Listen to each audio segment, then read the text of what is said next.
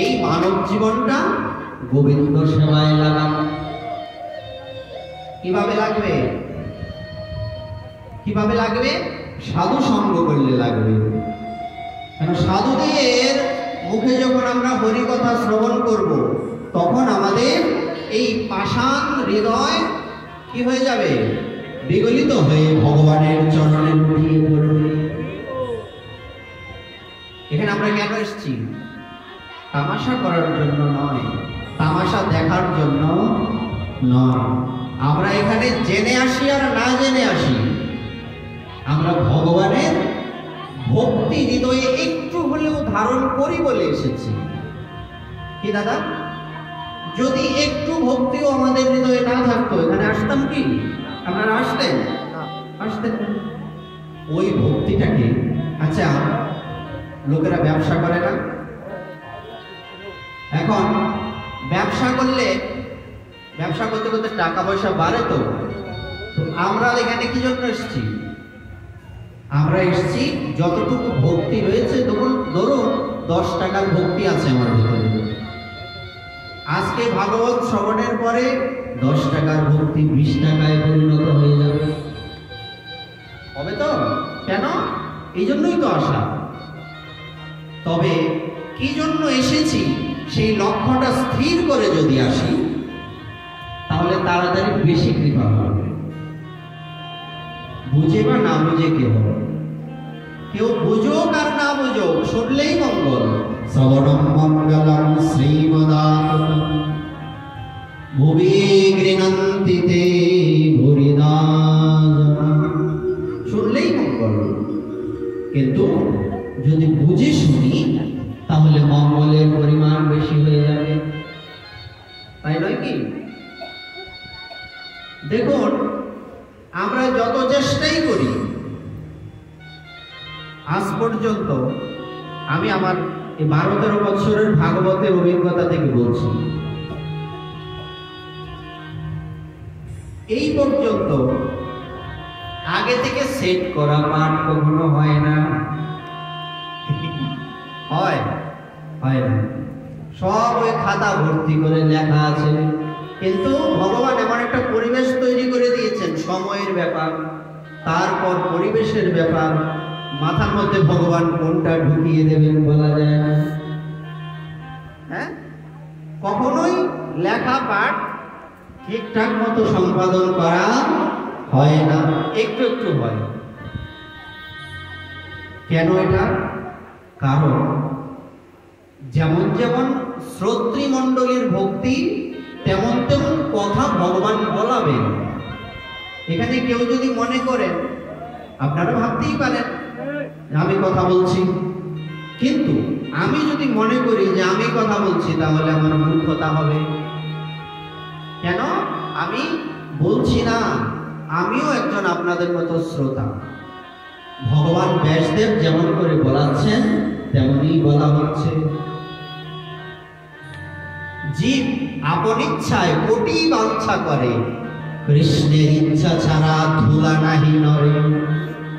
আমার নিজের ইচ্ছায় আমি 1 কোটি বাঞ্ছা করতে পারি, আমার এটা চাই, আমার সেটা চাই, কিন্তু কৃষ্ণের ইচ্ছা না হলে একটা ধুলার কণাও নড়ার মতো ক্ষমতা নেই। তাহলে এই যে ভগবান, যিনি আমাদেরকে এই পৃথিবীতে প্রেরণ করেছেন, কেন এসেছি আমরা? আমরা এসেছি, আমরা ভগবানের নিত্য সেবক, কিন্তু ভগবানের চরণে কোনো অপরাধ হয়ে গিয়েছে, এই জন্য এই পৃথিবীতে আমরা এসেছি। তার জন্য ভগবানের কাছে কি করতে হবে? প্রার্থনা জানাতে হবে, হে প্রভু, হে কৃপাময়, আপনি আমাকে এমন কৃপা করুন। ভুল তো মানুষই করে, কথা বলে না, মানুষ মাত্রেরই ভুল হয়। আমি তো আপনার সন্তান, সন্তান যদি ভুল করে, তাহলে মা বাবা কি অপরাধ নেই? আর সেই সন্তান যদি বালক হয়, তাহলে তো কথাই নেই। বালক কি করে? বালক মায়ের পেটে কত লাথি মারে? মা লাথি মারে না? সত্যি বলো। জন্মাবার আগেও লাথি মারে, জন্ম হওয়ার পরেও লাথি মারে। লাথি তো দেয়, মা কি অপরাধ নেয়? মা কত খুশি যে আমার একটা সন্তান হবে, আমি মা হব। কি দাদা? কত আচ্ছা ছোট আপনাদের সন্তানরা যারা ছোট রয়েছে বা আগে ছিল এখন বড় হয়ে গেছে, আপনারা কি করতেন বা কি করেন? ওই ছেলে মেয়েদের পায়ের মধ্যে চুমু দেন। পা কি চুমু দেওয়ার জায়গা? কেন দিচ্ছেন? কি আদরটা কি জিনিস, স্নেহটা কি জিনিস? তাই ভগবান ইনি হচ্ছেন আমাদের সকলের পিতা, ইনি অপার করুণাময়। আমরা জেনে না জেনে ভগবানকে লাথি মারছি। বলছো কবে লাথি মারলাম? বলছো ভগবানের কথা না মানাই তো লাথি মারা। কথায় বলে না, মারলে কি মারা হয়? মারলে কিন্তু মারা হয় না। কথাতেই অনেক কিছু, কথাও কিন্তু মারার থেকে আরো বেশি শক্তিশালী। এই জন্য আমাদের একটা প্লাস পয়েন্ট আছে। পয়েন্টটা কি? আর যাই হোক, আজ হোক কাল হোক বা পরশু, আমি যতই অপরাধ করি না কেন, যদি হাত জোর করে ক্ষমা চাই, প্রভু অপরাধ করেছি, ক্ষমা করে দাও, আর করব না, ভগবান ক্ষমা করবেন তো? আপনাদের কি মনে হয়? এই বিশ্বাস আছে তো আমাদের? কিন্তু আজকে ক্ষমা চাইলাম, কালকে আবার এই একই ভুল করলাম, তাইলে হবে? তাইলে কিন্তু হবে না। জগাই মাথায় যখন অপরাধ করেছিলেন, তখন মহাপ্রভু কি করেছিলেন? মহাপ্রভুকে নিত্যানন্দ প্রভু যখন বললেন, প্রভু এদের ক্ষমা করে দাও, এরা তো বুঝে না, এদের ক্ষমা করে দাও, তখন মহাপ্রভু বললেন যে না, এদের ক্ষমা করা যাবে না।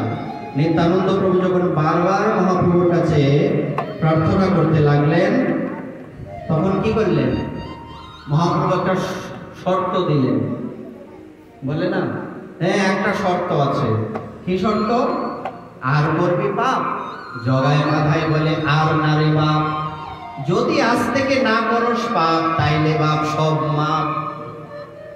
সূত্র কি? আমি আপনি যত অপরাধী করেছি, এই সমস্ত অপরাধ, এগুলির থেকে ভগবান কি করবেন? আমাদেরকে অবশ্যই ক্ষমা করবেন। শর্ত কি? যে ভুল আগে করেছি, জেনে ভুল আর করা যাবে না।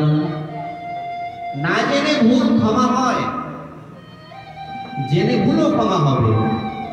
যদি আজকের পর থেকে যে আগে যা করেছি, পিছনে যা চলে গেছে, আজকের থেকে এই পাপ আর করব না, তো এই জানা ভুলটাও ভগবান ক্ষমা করে দেবেন, আর না জানা ভুল তো আরো ক্ষমা করে দেবেন।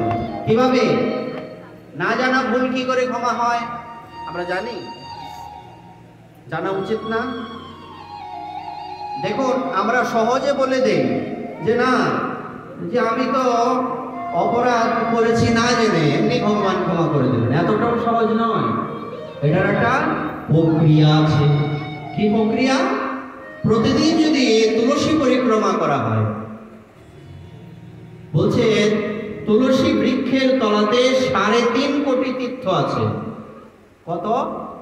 3.5 কোটি। কথায় বলে না যে গঙ্গা যদি ঘরে থাকে পাশে, তো গঙ্গা স্নানে মানুষ যায় না। কথা সত্যি কিনা? হ্যাঁ, তেমনি বৃন্দাদেবীর গোড়াতে কত তীর্থ আছে? 3.5 কোটি। আমরা কি 3.5 কোটি তীর্থে কোনোদিন যেতে পারবো? কোনোদিন সম্ভব হবে? কোনোদিন সম্ভব হবে না।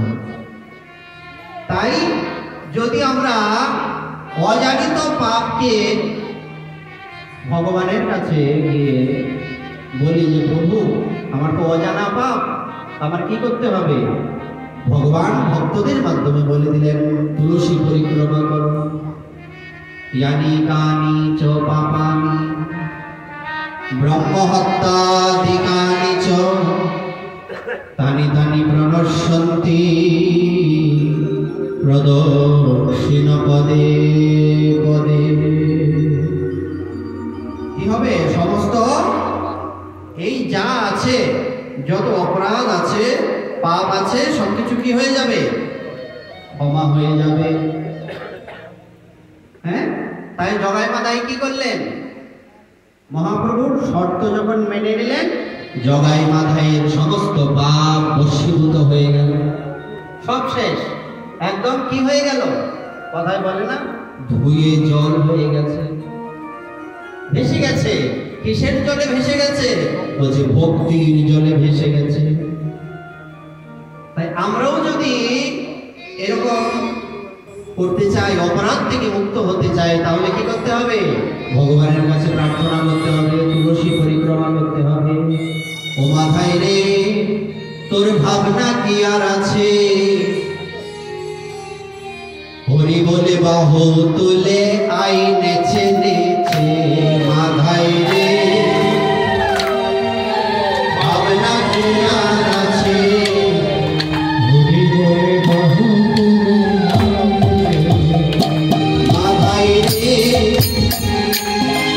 তোর ভাবনা কি আর আছে? হরি বলে বাহু তুলে আইরে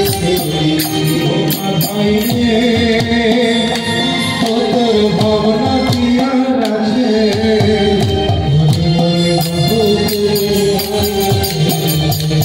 ও তুই আইরে চেনেছে, আইরে চেনেছে, আইরে চেনেছে, আইরে চেনেছে, ও তুই আইরে চেনেছে, আইরে চেনেছে, ও তুই আইরে চেনেছে, ও তুই আইরে চেনেছে। হরি বলে বাহু তুলে আইরে চেনেছে, হরি আইরে ভাবনা কি আর আছে? হরি বলে বাহু তুলে আইরে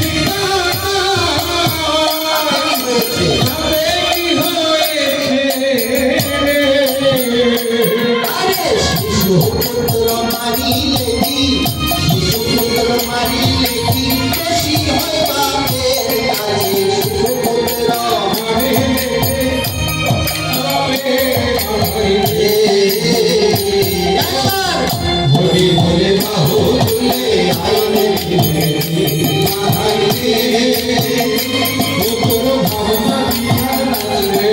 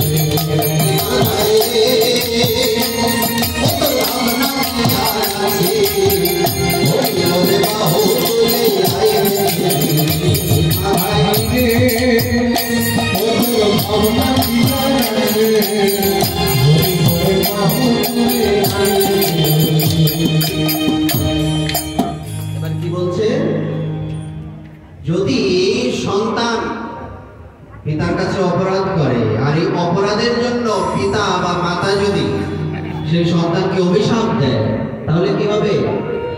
এই সন্তানের আর কোনো গতি নাই। এই জন্য যত অপরাধী আমরা করি না কেন,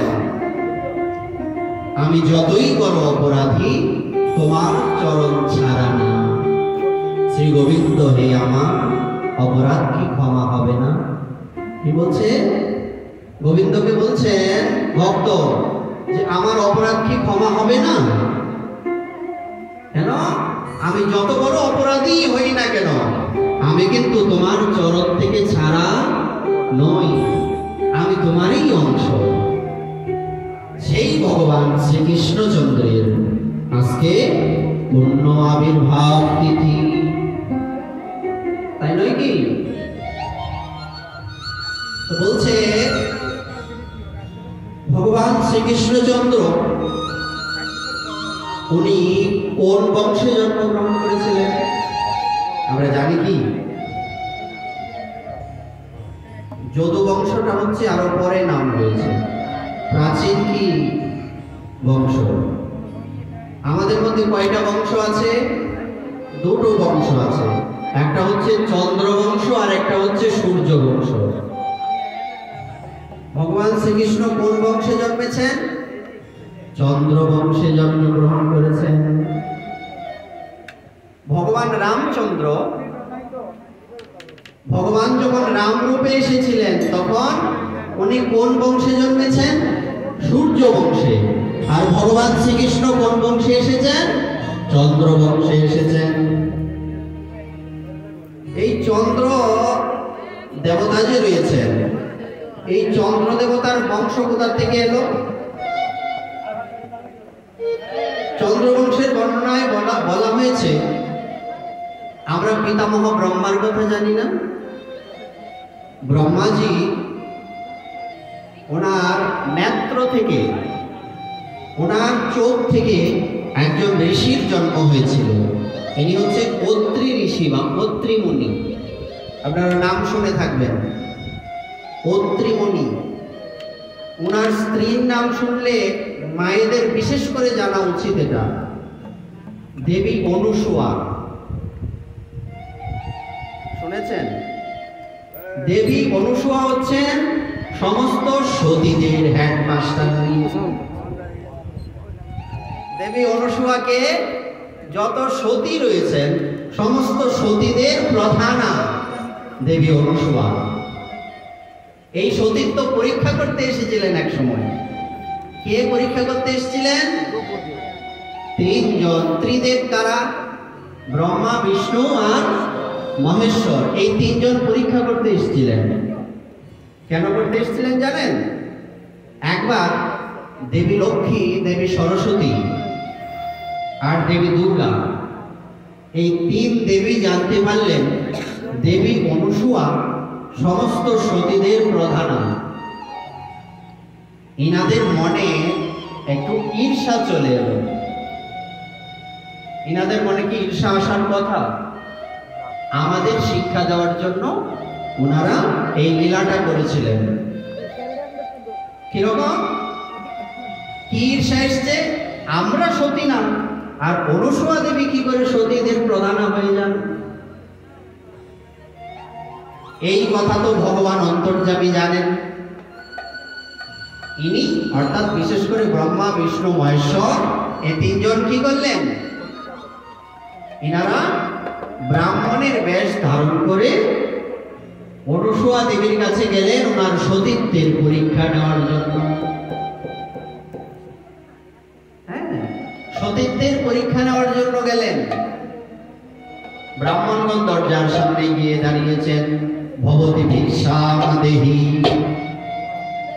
বলে না, শুনেছেন কথাটা? বিশেষ করে ব্রাহ্মণরা যখন উপবিত ধারণ করে না পৈতা, তখন ভিক্ষা করতে যায় না। আপনাদের এখানে ব্রাহ্মণ আছে? হ্যাঁ, পৈতা নেওয়ার পরে 3 দিন ঘরে থাকার পরে ভিক্ষা নিতে আসে না? কি বলতে হয়? ভবতি ভিক্ষাম দেহি, মানে সংস্কৃতে বলছে আর কি, মা ভিক্ষা দাও। এবার মা শোনো, আসলে সময় বেশি হয়ে গেছে জানি, যেহেতু ভগবান শ্রীকৃষ্ণের কথা, আমরা যদি যথাসময়ে এটা শুরু করতে পারতাম তাহলে কি হতো, ওইটা আমরা খুব সুন্দর করে একটা একটা পয়েন্ট করে করে যেতে পারতাম, বলতে পারতাম। তারপরেও যতটুকু সম্ভব, সব সময় তো হয় না। তোমরা যতক্ষণ থাকবে আমি ততক্ষণ গুরুদেবের কৃপায় বলতে থাকবো। আমার কোনো সমস্যা নেই। তোমাদের সমস্যা আছে? এমন কিন্তু হয় না। হয় কি না, সব সময় তো পাঠ হয় না। আমরা যখন এসছি আমাদেরও তো একটা হৃদয়ের একটা কি বলে তৃপ্তি আছে। আসলাম আর চলে গেলাম, আমাদের একটা মানসিক তৃপ্তি আছে না? এটাও তো দরকার। এই জন্য আপনারা কৃপা করে একটু বসুন। জানি আমার কথা কর্কশ, কাকের মতো, তারপরেও বসতে হয়। আরে ভাই, কয়েক ঘন্টা তো লোক জেলও খাটতে পারে না। লোকে বলে না কথাটা, আরে একটু কষ্ট হচ্ছে, হোক না, একদিন তো মানুষ জেলও খাটে। আমাদের এদিকে খুব বলে কথাটা। আচ্ছা, এইবার পরীক্ষা করতে এসেছেন 3 ব্রাহ্মণ। ভবতি ভিক্ষাম দেহি, ভিক্ষা নিয়ে এসছেন অনুসূয়া দেবী। তৎকালীন সময়ে দেবী অনুসূয়া গুরুকুল চালাতেন। আমাদেরকে বলা হয়, আমাদেরকে ভুল বোঝানো হয় যে আমাদের সমাজের নারীদেরকে নাকি আগে বন্দি করে রাখা হতো, তাদের কোনো অধিকার দেওয়া হতো না। এটা একদম 100% মিথ্যা কথা। এটা এলাকা ভিত্তিক হতে পারে, কিছু কিছু ব্যক্তিদের এটা সমস্যার কারণে তাদের সমাজে এটা হতে পারে, কিন্তু আমাদের শাস্ত্রে এমন কোনো বিধান নেই। বরং প্রত্যেকটা নারীকে আমাদের সনাতন ধর্মে কি হিসেবে স্বীকার করা হয়? দেবী হিসেবে স্বীকার করা হয়। সামান্য বিষয় নয় কিন্তু। সুতরাং আপনারা দেবী, আপনাদের সেই দেবীত্ব ধারণ করে রাখতে হবে। বলছিলাম না, 50 পয়সার টিপ কপালে উঠে আর হাজার হাজার টাকার জুতো পায়ে থাকে। তো আমাদেরকে কেমন হতে হবে? আপনি ধনী হন বা দরিদ্র হন, আপনি সুন্দরী হন বা কুৎসিত হন, আপনার কোনো গুণ থাকুক আর না থাকুক, আপনার মধ্যে যদি দেবী ভাবনা থাকে, দেবত্ব থাকে, তবে ভগবান আপনাকে স্বীকার করে নেবেন। সবাইকে তো নেবেন না। এইবার ব্রাহ্মণগণ বলেছেন আমাদের শর্ত আছে। কি রে ভাই, তুমি কি শর্ত দিয়ে এই পাঠ শুরু করছো? এটা দিয়েই শেষ করবে নাকি? বলছেন শর্ত কি? আগেরটা শর্ত বলছিলাম না, আজকের থেকে যদি না করো পাপ, তাইলে সব মাপ। তো এখানে একটা শর্ত এসছে। বলছি কি শর্ত? বলছো তুমি যখন ভিক্ষা দেবে তখন তোমার শরীরে কোনো কাপড় থাকতে পারবে না। চিন্তা করুন কি পরীক্ষা।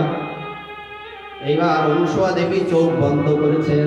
দেবীর কি শক্তি! আচ্ছা, কথাটা কেন বলেছিলাম যে নারীদের কত পাওয়ার ছিল, আগের থেকেই ছিল। লেডিস ফার্স্ট আজকে নতুন নয়, লেডিস ফার্স্ট পূর্ব থেকেই ছিল। কেউ কি কৃষ্ণ রাধা বলে না রাধা কৃষ্ণ বলে? তো শ্রীমতী রাধারানী তো সবার টপ লেভেলে আছেন, তো ওনার নাম আগে নেওয়া হচ্ছে। তো এর থেকে বড় প্রমাণ কি যে লেডিস ফার্স্ট? হ্যাঁ, কিছু মনে করবেন না। যদি বিভিন্ন পাঠের আমরা আসরে যাই না, যদি মায়েরা না থাকতো পাঠ করে আনন্দ পাওয়া যেত? বলছে কেন? বলছে 2-4 জন পুরুষ বসে থাকে মশা মাছি মারার জন্য, মায়েরাই বেশি থাকে সব জায়গায়, সব জায়গায়। তাই এবার বলতে পারেন তাহলে কি তুমি আমাদের পক্ষ নিচ্ছ? পক্ষ নিচ্ছি না, এটা বাস্তবতা। আচ্ছা, কি করতে হবে? তোমার শরীরে কোনো কাপড় থাকতে পারবে না। উনি তখন কি করলেন? ভেতরে চলে গেলেন, চোখ বন্ধ করে। এরা কারা? সতীত্বের কি শক্তি! ব্রহ্মা বিষ্ণু মহেশ্বর চোখের সামনে ভেসে উঠেছেন, লুকাতে পারলেন না নিজেদেরকে। বোঝা যায় বিষয়টা? যারা ব্রাহ্মণের বেশ ধরে এসেছেন, ঈশ্বর যদি না চান ঈশ্বরকে আপনি দেখতে পারবেন, কিন্তু আপনার সতীত্বের শক্তি যদি থাকে তাহলে আপনি ঈশ্বরকে দেখতে পারবেন। তখন অনুসুয়া দেবী বলছে, দাঁড়াও বেটা, তোমরা চাল ফেলেছ, আমারও চাল রয়েছে, দাবার চাল আছে। কিরকম চাল? ইনি কি করলেন? ইনি তখন, ইনার এত বড় চুল ছিল, এখন তো মায়েরা চুল রাখে না, কেটে ফেলে দেয়, আর 2-1টা চুল এরকম পেশাল পেশাল এদিকে থাকে, কি থাকে কিনা? বলছে যে ব্রাহ্মণ বা যে বৈষ্ণবের মাথায় শিখা থাকে, শিখা যদি কেটে নেয়, বড় হলে অনেকে যদি কেটে ফেলে, তাহলে তাকে নরকে যেতে হবে। শিখা কখনো কাটা যায় না। তেমনি মায়েরা কখনো চুল কাটতে পারবে না। আগের দিনে মায়েদের বিশেষত্ব কি ছিল? বড় চুল ছিল, হ্যাঁ ছিল না? কিন্তু এখন চুল কেটে ফেলে, এখন চুল বিক্রিও করে। বলছে চুল বিক্রি করা আর নিজের জাত বিক্রি করা একই কথা। চুল বিক্রি করবা না কোনো সময়, এটা অলৌকিক লক্ষণ। এইবার মা অনুসুয়া কি করলেন?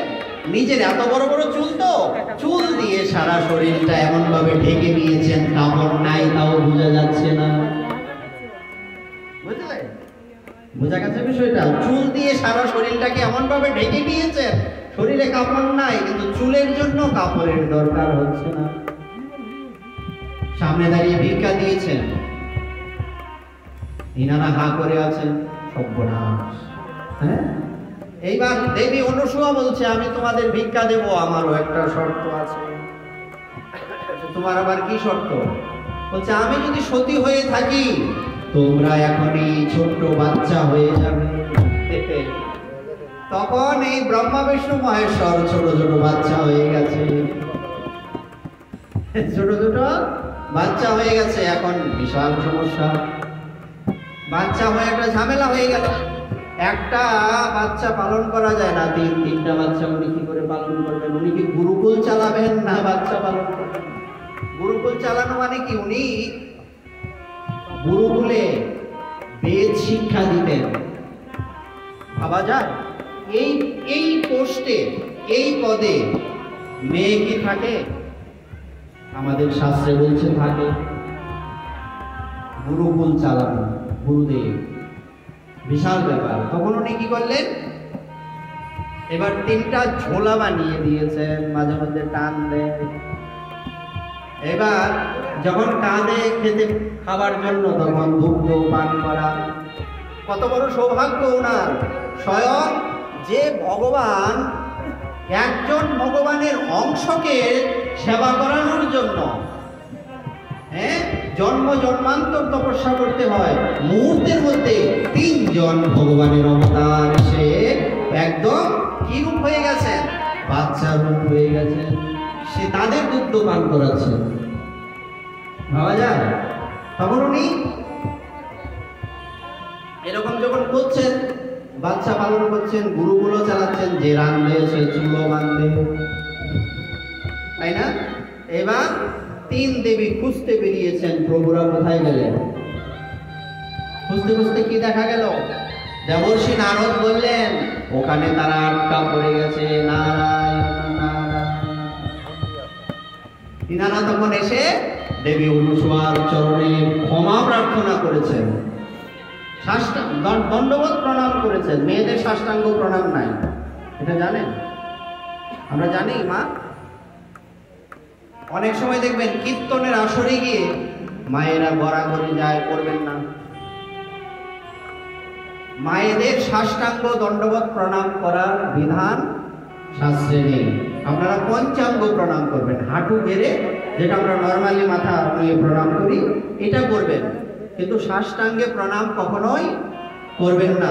পৃথিবী দেবী এই ভাগ সইতে পারেন না, অপরাধ হবে। আর কি করা যাবে না? আর পুরুষ মানুষকেও দেখা যায় ভগবানের কাছে সাষ্টাঙ্গে প্রণাম করছেন, কিন্তু গায়ের মধ্যে পোশাকে ভর্তি। সাষ্টাঙ্গে প্রণামের বিধান হচ্ছে গড়াগড়ি করবেন, ধুলি নেবেন না। ধুলি কি শার্টকে পরাবেন না গেঞ্জিকে লাগাবেন? এই জন্য নিয়ম হচ্ছে পুরুষ মানুষ যখন সাষ্টাঙ্গে প্রণাম করবেন কিংবা গড়াগড়ি যাবেন, সূত্র হচ্ছে নাভির উপরে কোনো কাপড় থাকতে পারবে না। নাভির উপরে কোনো কাপড় থাকতে মানে এই জায়গাটা খালি থাকবে, তখন আপনারা গড়াগড়ি যেতে পারবেন আর সাষ্টাঙ্গ প্রণাম করতে পারবেন। বলছে এমনটা যদি না করা হয়, বলছে 7 জন্ম কুষ্ঠ রোগে ভুগতে হবে। 7 জন্ম আমাদের এই ভোগ করতে হবে। তাই প্রসঙ্গ এসছে বলে দিলাম। দেখুন, পাঠে গেলে দুটো একটা এরকম কথা যদি আমি আমার জীবনে কাজে লাগাতে পারি, অনেক বড় ভব যন্ত্রণা থেকে আমরা মুক্তি লাভ করতে পারবো, তাই না? আচ্ছা, তো এইবার কার কথা বলছি? ব্রহ্মা নেত্র থেকে কার জন্ম হয়েছে? অত্রিমুনি। এই অত্রিমুনির স্ত্রীর নাম হচ্ছে দেবী অনুসূয়া। বোঝা গেল? এই দেবী অনুসূয়ার পুত্রের নাম হচ্ছে চন্দ্র। বোঝা গেল? দেবী অনুসূয়ার আমরা দেবতা চন্দ্র বলি না? চন্দ্র উঠে না, চাঁদ উঠে না। এই চাঁদ কার সন্তান? অনুসূয়া দেবীর সন্তান। এই চন্দ্রের পুত্রের নাম হচ্ছে বুধ, বুধের পুত্রের নাম পুরুরবা। এরকম বংশ যেতে যেতে যেতে যেতে যজাতি মহারাজ পর্যন্ত গিয়েছে। যজাতি মহারাজের এক পুত্রের নাম হচ্ছে যদু। এই যদুর বংশেই শূরসেন জন্মেছেন। কি নাম? শূরসেন। এই শূরসেন কার কি লাগে? শূরসেন হচ্ছে বসুদেবের পিতা। আপনারা তো বলেছেন যে ভগবান শ্রীকৃষ্ণ কোন বংশে এসেছেন? যদু বংশে। কথা তো ঠিক, কিন্তু আমি আদিটাও বলে দিলাম। বোঝা গেল? তো যদু মহারাজের পুত্রের নাম হচ্ছে শূরসেন, মানে যদু মহারাজের পরম্পরায় এসছে। যদি বংশের কথা বলি সারা রাত্র কেটে যাবে, তাই আমরা পুরোটা বললাম না, শূরসেন পর্যন্ত বললাম। শূরসেনের পুত্রের নাম হচ্ছে কি? বসুদেব। আর বসুদেবের একটা নাম হচ্ছে আনকদন্দী। অর্থাৎ বসুদেব যখন জন্মেছিলেন তখন স্বর্গে দেবতারা বাদ্যযন্ত্র বাজিয়েছিলেন। কেন? ইনারা তো জানেন বসুদেবের ঔরসজাত সন্তান রূপে ভগবান শ্রীকৃষ্ণচন্দ্র আসবেন। বলো কৃষ্ণচন্দ্র ভগবান। তারপর সেই বসুদেব, ইনার পত্নীর নাম কি? মাতা দেবকী। তো দেবকীর কতজন পুত্র ছিলেন? 8 জন পুত্র। এইবার 6টি পুত্রকে কংস মেরে ফেললেন। এবার 7ম গর্ভ কি হয়েছিল? এই বিষয়টা আমাদের অনেকেই বুঝি কম, খোলাসা করা উচিত। দেবকী মাতার 8টি সন্তান যদি হয়, 8ম গর্ভে যদি শ্রীকৃষ্ণ আসেন, তো 7ম গর্ভে বলরাম এসেছেন। তো বলরামের মায়ের নাম কি থাকা উচিত ছিল? কিন্তু বলদেবের মায়ের নাম হচ্ছে দেবী রোহিণী। কিভাবে হলো? বিষয়টা খটকা না মা? খটকা তো। দেবী রোহিণী কি করে হলেন? আসলে দেবকী দেবীর সপ্তম গর্ভ ট্রান্সফার হয়ে গিয়েছিল, রোহিণী দেবীর গর্ভে ট্রান্সফার হয়ে গেছে। এটা ভগবানের বিশেষ লীলা। আর আরেকটা কথা আমরা অনেকেই জানি না, সেটা হচ্ছে ভগবান শ্রীকৃষ্ণ কিন্তু এক জায়গায় জন্মাননি। ভগবান শ্রীকৃষ্ণ একই রাত্রে দুই মায়ের গর্ভে জন্মেছিলেন। বলছি আরে এ তো আর আগে জানতাম না। আমরা আগে জানতাম এটা কিভাবে? দেবকী মাতার গর্ভে অষ্টম গর্ভে এসছেন উনি, আর ওইদিকে নন্দ মহারাজের যিনি পত্নী মাতা যশোদা দেবী, ওনার গর্ভে যমজ সন্তানের আবির্ভাব হয়েছিল। আমরা দেখলাম না একটা মেয়ে, ওই মেয়েটাকে সাক্ষাৎ যোগমায়া দেবী। প্রমাণ কি? যোগমায়া দেবীকে বলা হয় শ্রীকৃষ্ণের সহোদরা। সহোদরা কাকে বলে? বোন হলেই সহোদরা হবে না। বোন তো মামাতো বোন, পিসাতো বোন ইত্যাদি আছে, এরা কিন্তু সহোদরা নয়, সহ উদরা। একই উদর থেকে জন্মালে যদি দুই ভাই হয়, এক ভাই আরেক ভাইয়ের সহোদর। আর স্ত্রীলিঙ্গে শব্দটা কি আসে? সহোদরা, স্ত্রীবাচক শব্দ। হ্যাঁ, তো সহোদরা কেন বলা হবে? কারণ যশোদা দেবীর গর্ভে থেকে কেবলমাত্র ওই যোগমায়া দেবীর আবির্ভাব ঘটেনি, দুইজনের জন্ম হয়েছে, যমজ সন্তান প্রসব করেছেন উনি। আসলে যোগমায়া দেবীর প্রভাবে যশোদা মাতা জানেনই না ওনার কখন সন্তান জন্ম হয়েছে। ইনারা তো আমাদের মতো জন্মাননি। আমরা যদি মনে করি যে ভগবান যখন পৃথিবীতে আসেন ইনারাও আমাদের মতোই জন্মান, তাহলে অপরাধ হবে। আমাদের মতো জন্মাননি, অন্যের কা কথা। আমরা আমাদের গুরুদেবের জীবনী থেকে জানতে পারি, উনার যে বড় দাদা ছিলেন আমাদের গিরিধারী জেঠু, উনি একদিন প্রসঙ্গক্রমে বলেছিলেন, তোমাদের বাবার যখন জন্ম হয় আমার মায়ের প্রসব ব্যথা হয়। এটা কি সম্ভব? বলছে বিশেষ বিশেষ ব্যক্তিদের বেলায় সম্ভব। আর ভগবান শ্রীকৃষ্ণ বা বিশেষ কোনো মহাপুরুষ আমাদের মতো জন্মান না। আচ্ছা একটা কথা বলুন, সত্যি কথা বলুন, আজ পর্যন্ত শুনেছেন কোনো গর্ভকে প্রণাম করা হচ্ছে? শুনেছেন? মানে মায়ের মাতৃগর্ভকে কেউ এসে প্রণাম করছে, এটা শুনেছেন কোনোদিন? কিন্তু আমরা শুনেছি। বলছে কোথার থেকে? তাহলে ঘটনাটা কি? কংসের অত্যাচার যখন বেড়ে গিয়েছিল, দেখুন একটা কথা বলে, পাপের ঘরার পূর্ণতার অপেক্ষা আছে। কংসের অত্যাচার বেড়ে গিয়েছিল। কংসের প্রথম কাজ, অপরাধ কি ছিল? নিজের পিতাকে, কংসের পিতার নাম হচ্ছে উগ্রসেন, রাজা উগ্রসেনকে মসনদ থেকে হটিয়ে, মানে রাজার আসন থেকে, সিংহাসন থেকে নামিয়ে নিজে নিজে রাজা হয়ে গেছেন। কোনো অভিষেক হয়নি। কংসের অভিষেক হয়েছিল নিজে নিজে, নিজের বাবা যার সন্তান সে, সেই পিতাকে উনি কি করলেন? কারাগারে বন্দী করলেন। আর নিজে নিজে মাথার মধ্যে মুকুট পরে বলো কংস মহারাজ কি, কেউ আর জয় বলে না। বলছে কেন?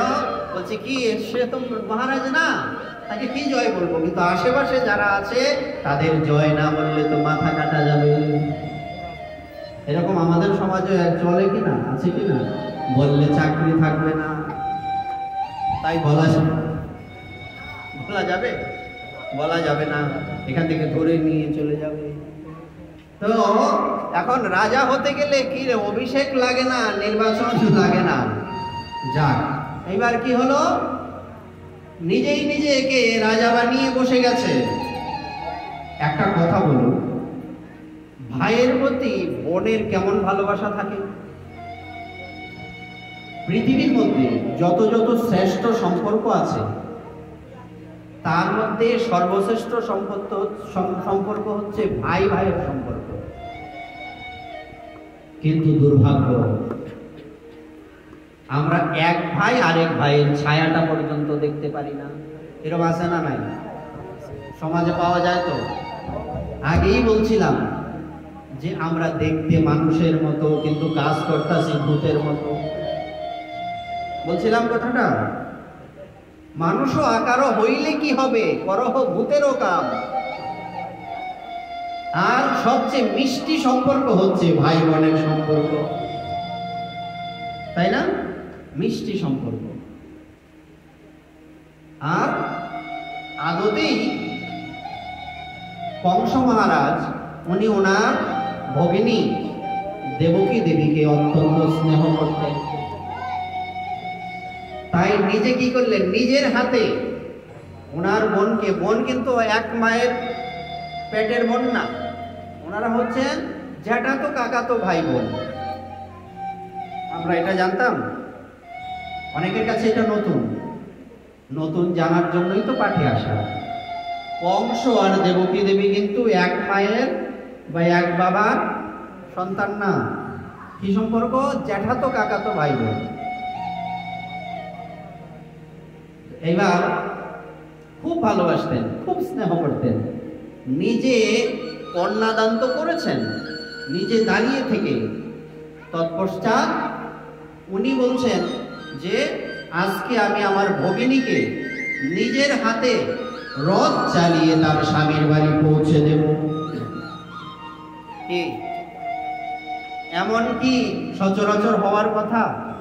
কত লোক রয়েছে রথ চালানো, বলছেন আমি যাব, কারণ আমি আমার ভগিনীকে অত্যন্ত স্নেহ করি, ভালোবাসি।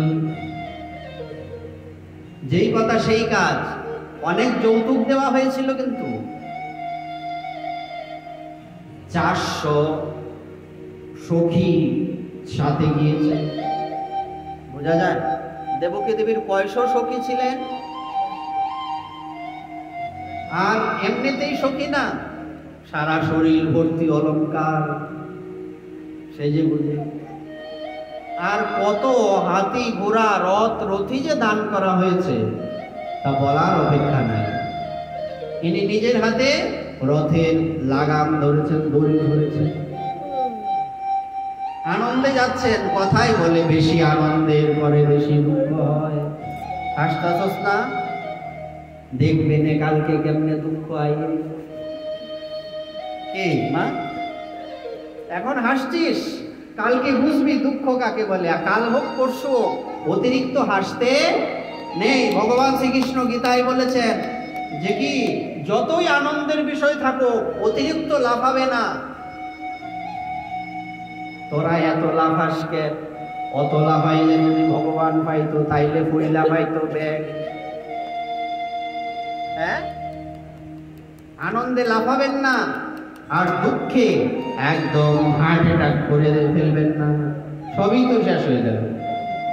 এই জন্য বলছে যে আমার ভক্তের বৈশিষ্ট্য কি, যে ইষ্টে তুষ্ট অনিষ্টে রুষ্ট হয় না। গীতাতে আছে না, করো না তোমরা? বলছে ভালো কিছু পেলে আনন্দে লাফান না, আর মন্দ কিছু হলে দুঃখ পান না। কেন? দুঃখ আর সুখ দুই বোন, দুঃখ আর সুখ দুই বোন। আজকে তোমার দুঃখ হলে কালকে তোমার সুখ হবে। আজ নগদ কাল বাকি।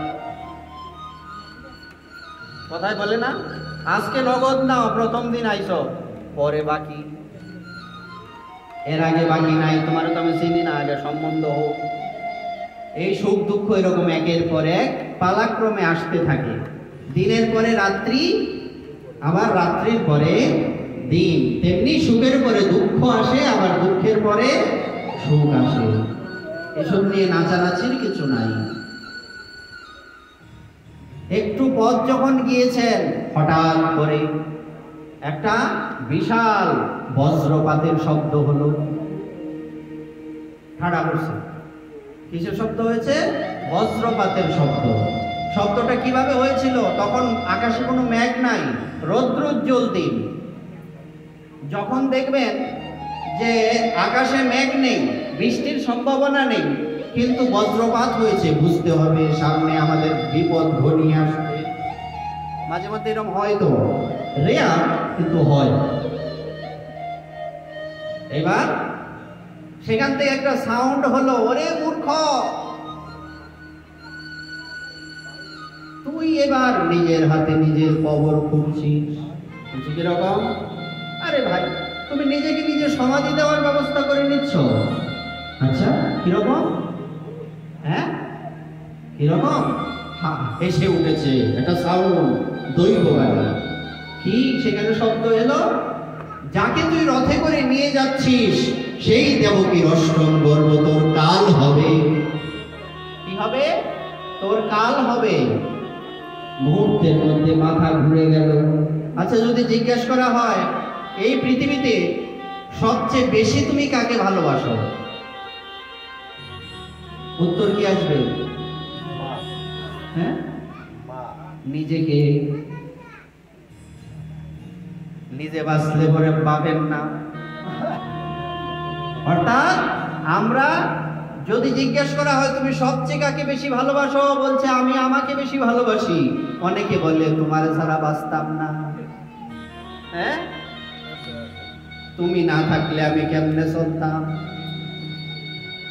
তোমার জন্য আমি আমার জীবন ত্যাগ করতে পারি। থোড়ি ত্যাগ করবে জীবন, যখন সময় হবে ময়দান ফাঁকা। এটা সব মিথ্যা, ভাওতাবাজি। হ্যাঁ, এই পৃথিবীতে নিজের থেকে নিজে কাউকে বেশি লোক ভালোবাসতে পারে না, হতে পারে না। কংস এত যাকে ভালোবাসতেন, এত স্নেহ করতেন, মুহূর্তের মধ্যে সেই দেবকী তার শত্রু হয়ে গেল। চুলের মুষ্টি ধরেছেন, যা কোনোদিন হয়নি। মুষ্টি ধরে রথের থেকে নামিয়েছেন। আমি তাহলে কাল নাগিনীকে এতদিন লালন পালন, পরিপালন, পরিপোষণ করেছি। দাদা আপনি কি করছেন? বসুদেব ভা করে আছে, কি সর্বনাশের কারবার। কেন? আবার বসুদেব কিন্তু কংসের বন্ধু, আর বসুদেবের মতো এত সত্যবাদী পাওয়া যায় না। চিন্তা করা যায়, ভগবান জন্মালে দেবতারা পুষ্প বৃষ্টি করবে, বিভিন্ন বাদ্যযন্ত্র বাজাবে, কিন্তু যেদিন বসুদেব জন্মেছিলেন তখন দেবতারা আনন্দে বিভিন্ন বাদ্য বাজিয়েছিলেন। দেখেন না, শঙ্খের মতো একটা আছে না, এরকম রামায়ণে দেখানো, দেখেছেন? রামানন্দ সাগরের রামায়ণে যুদ্ধের বাঁশি বাজায় না, এরকম বাঁশি সানা, এরকম বাঁকা, এরকম বিভিন্ন যন্ত্রপাতি বাজানো হয়েছিল। এদিকে কি হলো? সামনে এলেন কে? বসুদেব। দাদা আপনি কি করছেন? তুমি সরো। আপনি এরকম 360 ডিগ্রি ঘুরে গেলেন কিভাবে? বলছে শোনো বসুদেব, এই পৃথিবীতে নিজের থেকে প্রিয় কেউ হয় না। আচ্ছা একটা কথা বলুন, আপনি কি করে জানলেন দৈববাণী সত্যি হবে? কি করে বুঝলেন? যে কি করে বুঝলাম জানো? দৈববাণী কখনো মিথ্যা হয় না। তো যদি দৈববাণী মিথ্যা না হয়, তাহলে আপনি একে মিথ্যা করবেন কিভাবে? যদি দেবকীর অষ্টম সন্তান আপনার কাল হয়, এটা তো নিশ্চিত হবে। তাও ঠিক, তো কি করা যায়? বলছি কি আর করবে? কিন্তু একটা কথা বলো বসুদেব, তুমি আমার জায়গায় হলে কি করতে? আমি দেবকীকে ছেড়ে দিতাম। বলছে কেন আর কিভাবে? কারণ ভাগ্যে যা আছে তা একদিন ঘটবে, একে কেউ অন্যতা করতে পারে না। আর আপনার কাকে হয়? আপনি স্ত্রী হত্যার পাপী হবেন, লোকে আপনার নিন্দা করবে, তাও আপনার ভোগিনী। এরপরে সদ্য বিবাহিতা, নতুন বিয়ে হয়েছে, তাকে তো মারা ঠিক হবে না। ঠিক, তো কি করা উচিত? ঠিক আছে, আমি আপনাকে বচন দিচ্ছি, মানে আমি আপনাকে কথা দিচ্ছি, দেবকীর গর্ভে যত সন্তান জন্মাবে আমি আপনার হাতে তুলে দেব। বলছে ঠিক আছে বসুদেব, তোমার জন্য আমি দেবকীকে ছেড়ে দিচ্ছি, কেন আমি তোমাকে বিশ্বাস করি। ওই যুধিষ্ঠির মহারাজের মতো গুরু দ্রোণাচার্য বললেন না, যখন ওই অশ্বত্থামা হাতির মাথায় বাড়ি দিয়ে মেরে ফেলা হলো, ভীম মেরে ফেললো, তখন কথা রটে গেল, অশ্বত্থামা হত। বলছে আমি বিশ্বাস করি না, অশ্বত্থামার মৃত্যু হতে পারে না। যুধিষ্ঠির মহারাজকে বলা হলো, ভগবান শ্রীকৃষ্ণ কানাকানি বলছেন, দাদা আপনি বলুন, আপনার হাতে নির্ভর করছে আপনার দলের জিত। বলছে না, আমি মিথ্যা বলতে পারবো না। মিথ্যা না বলেন, অর্ধেক মিথ্যা তো বলতেই পারেন, জগতের কল্যাণের জন্য। বলছে না, আমি পারবো না। আপনাকে বলতে হবে, এক প্রকার জোর করে, ইমোশনাল ব্ল্যাকমেইল করে যুধিষ্ঠির মহারাজের মুখ দিয়ে কথাটা বলা হয়েছিল, অশ্বত্থামা হত। হাসতে বললেন, মরছে, যে মারা গেছে সেটা কি হাতি, নর নহে গজ, হাতি মানুষ নয়। তেমনি দেখুন, একটা মিথ্যা বলার জন্য যুধিষ্ঠির মহারাজের যে রথ ছিল না, এই রথ 2 আঙ্গুল উপর দিয়ে চলতো, মাটির সাথে লাগতো না, কখনোই না। কিন্তু এই একটা মিথ্যা বলার জন্য যুধিষ্ঠির মহারাজের সেই রথ মাটির সাথে মিশে গেল, মাটিতে পড়ে গেছে। মিথ্যা তো মিথ্যাই হয়, সে তুমি ভালোর জন্য বলো আর মন্দের জন্য বলো, কিন্তু এতে যুধিষ্ঠির মহারাজের অপরাধ হয়নি। জগতের কল্যাণের জন্য কখনো কখনো মিথ্যা বলা যাবে, কিন্তু নিজের বিশেষ স্বার্থের জন্য নয়। বলা আছে কখন কখন মিথ্যা বলা যাবে। তুমি যখন বলছো বিশ্বাস করে, তুমি কখনো মিথ্যা বলো না, ঠিক আছে, কিন্তু আমি তোমাকে তোমার বাড়ি যেতে দেব না। কোন সময় সন্তান জন্ম হবে আমি কি জানবো? আমার বাড়িতে রাখবো। ঠিক আছে, তোমাকে আরো শক্তিশালী করে দিলাম, আমাদেরকে তুমি কারাগারে নিক্ষেপ করো। বলছে হ্যাঁ, এটা ভালো বুদ্ধি, এটাই করব। এবার কি হলো? যেই কথা সেই কাজ, অন্ধকার কারাগারে নিক্ষেপ করা হলো। 7টা দরজা পিছিয়ে 8ম যে কুঠুরি আছে, যেখানে জীবনে কোনোদিন কোনো কালে সূর্যের আলো পৌঁছায় না, সেখানে রাখা হলো। আর এদিকে কি ঘটনা হলো? যখন প্রথম সন্তান জন্মেছে, বসুদেব নিজের হাতে করে সেই সন্তানকে নিয়ে কার হাতে দিলেন? কংসের হাতে তুলে দিলেন। এই না, আমি আমার কথা রেখেছি।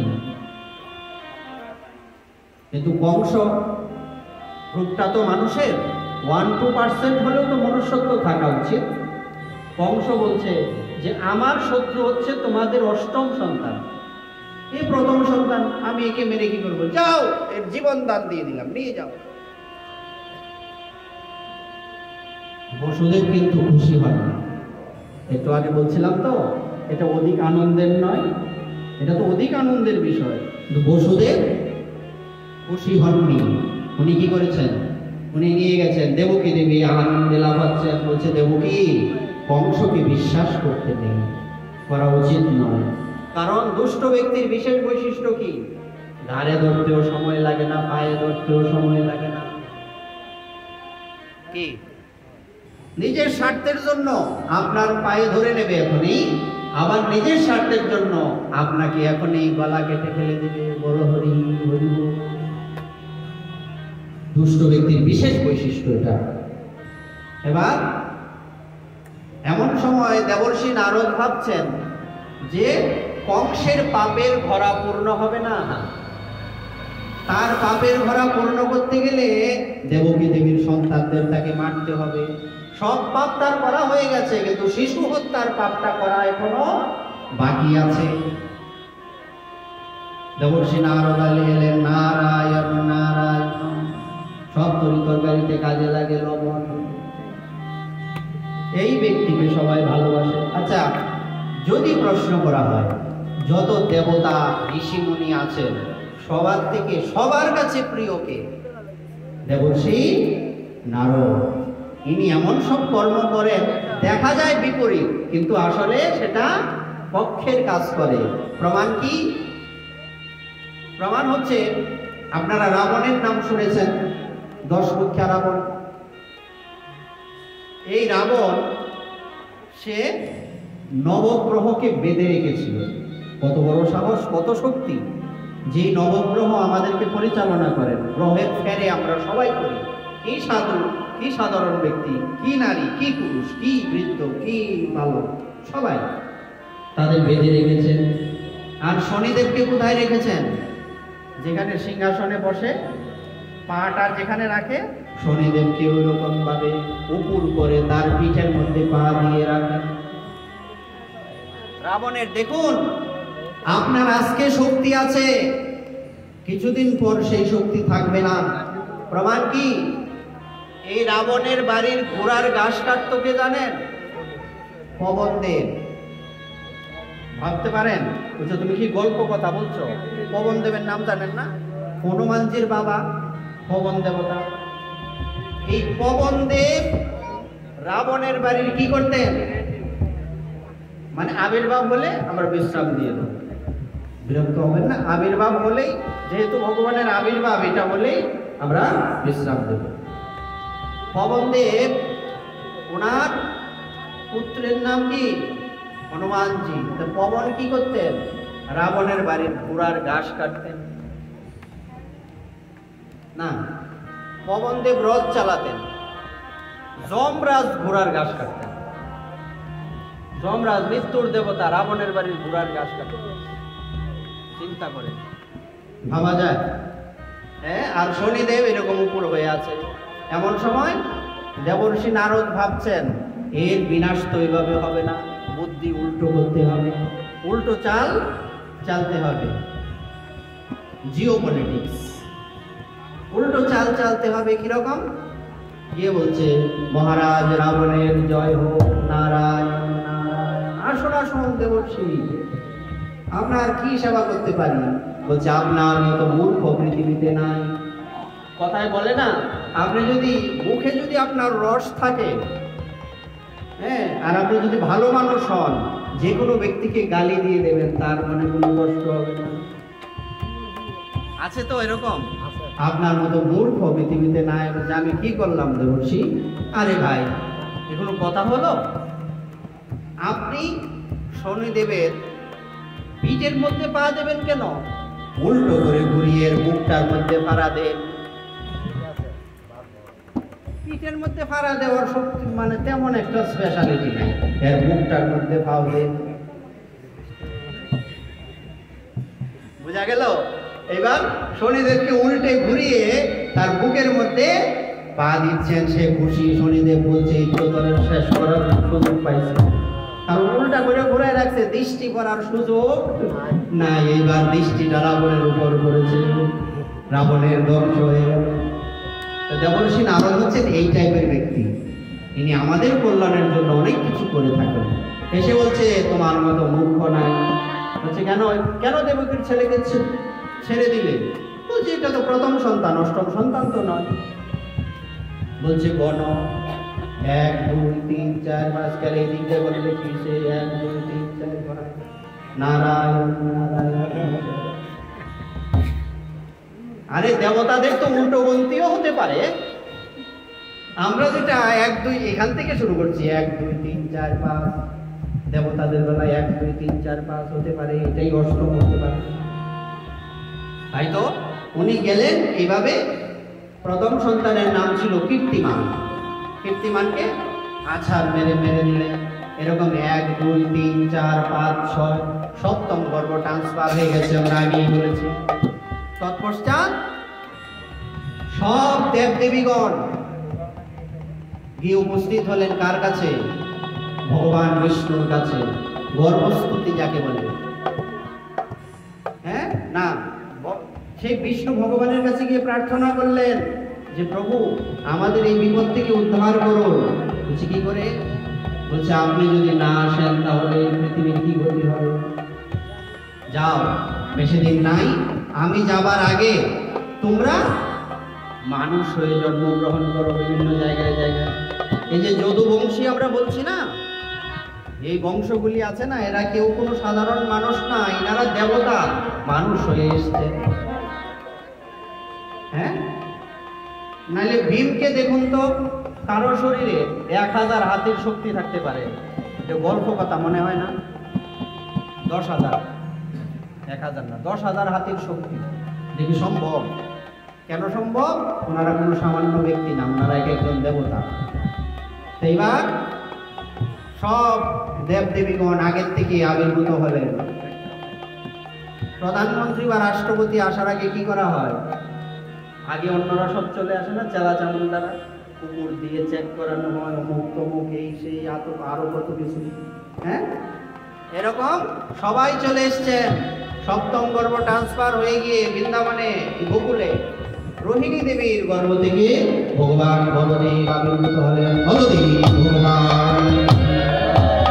তারপর অষ্টম গর্ভের সময় হলো, দেবকী দেবীর শরীর এত সুন্দর হয়ে গেছে, এত জ্যোতি বেরোচ্ছে, কি বলবেন, বলার মতো না। আর কংসের মাথায় তখন বুদ্ধি এলো যে দেবকীকে মেরে ফেলবো, এবার আর ছাড়াছাড়ি না। কিন্তু যেই দেবকীকে দেখলেন, দেবকী দেবীকে দেখার সাথে সাথে তার মাইন্ড চেঞ্জ হয়ে গেল। কেন?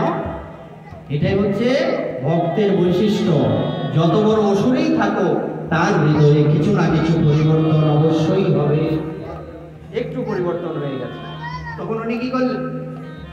চলে গেলেন, না দেবকীকে মারবো না, তোমরা পাহারায় থাকো, পাহারা বাড়িয়ে দাও। পাহারা বাড়িয়ে দেওয়া হলো।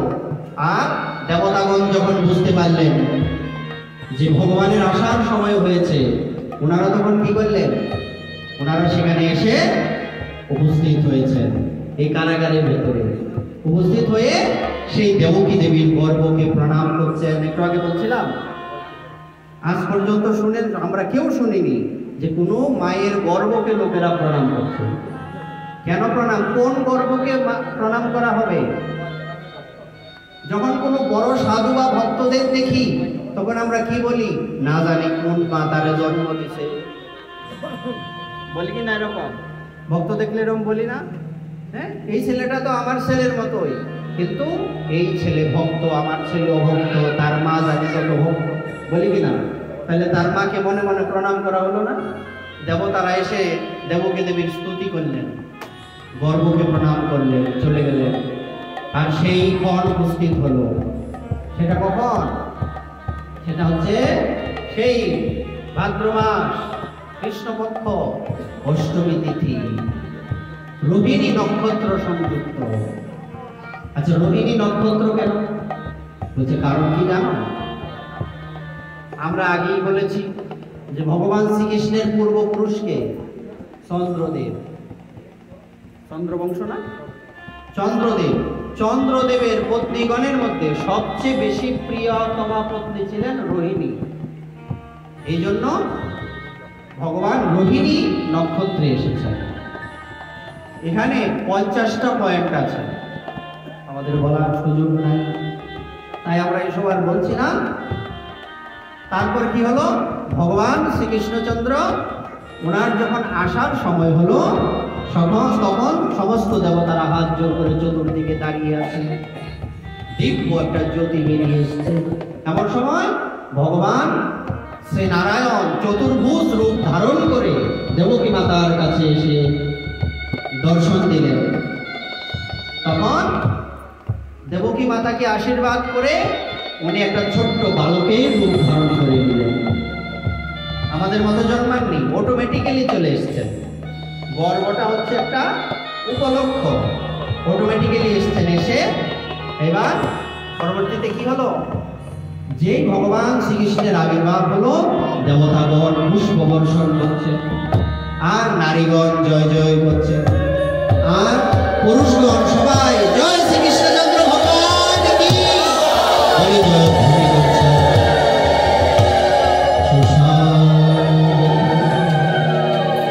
কৃষ্ণ সুস্বাগতম, কৃষ্ণ সুস্বাগতম, কৃষ্ণ